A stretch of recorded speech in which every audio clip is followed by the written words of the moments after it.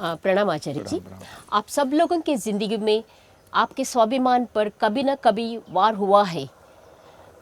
हम ऐसे मिसाइल्स तैयार किया है ताकि आप इस मिसाइल्स को उपयोग करके आप ज़िंदगी में सर उठा के स्वाभिमान से जिए।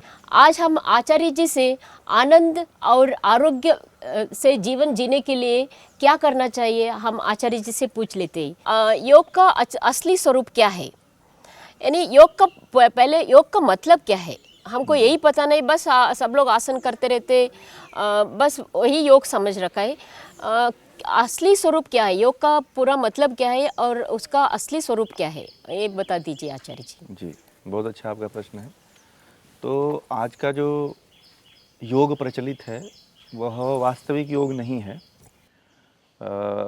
योग का जो वास्तविक स्वरूप है वह ऋषियों ने योग के, जैसे महर्षि पतंजलि हैं, महर्षि पतंजलि ने योग के वास्तविक स्वरूप को समाधि कहा है।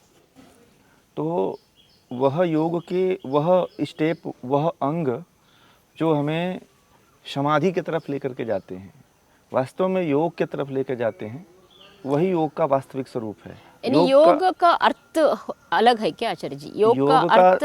योग का अर्थ कई होते हैं। जैसे योग का अर्थ है जोड़ना, अच्छा योग का अर्थ है मिलाना, अच्छा योग का अर्थ है जो है, एक अर्थ है समाधि।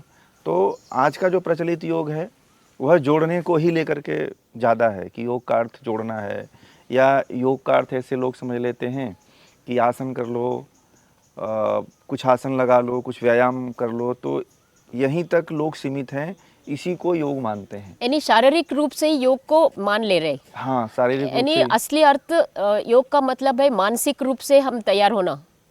योग का दोनों। दोनों है, शारीरिक रूप से, मानसिक रूप से और आध्यात्मिक रूप से, तीनों तरफ से है। ये तात्पर्य है कि स्वयं को जान करके, आत्मा को जान करके परमात्मा को जानना, असल में वास्तविक अध्यात्म यही है।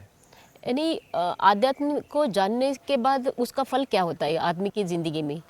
आध्यात्मिकता को जानने के बाद एक तो सबसे पहले, जब तक हमारा जीवन है तब तक हमारा जीवन एक आरोग्यपूर्ण रहेगा और जीवन में हमारी खुशहाली रहेगी, प्रसन्नता रहेगा, समृद्धि रहेगी, सुख रहेगा।